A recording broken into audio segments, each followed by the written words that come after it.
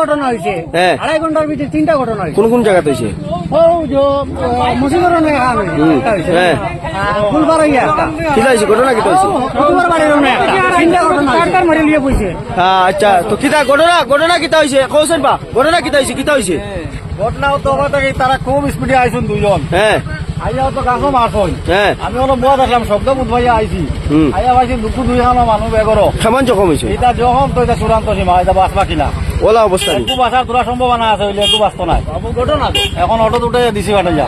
তো এখানে ভয়ানক সড়ক দুর্ঘটনা হয়েছে, একটি বাইক একদম চমড়ে মুচড়ে গিয়েছে, দুজন গুরুতরভাবে আহত হয়েছেন বলে জানা গিয়েছে। তো আপনারা বিস্তারিত সেই ভিডিও দেখতে থাকুন।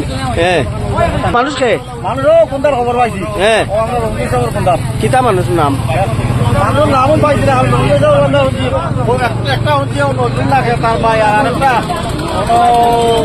হইয়া অবদার হয়ে তো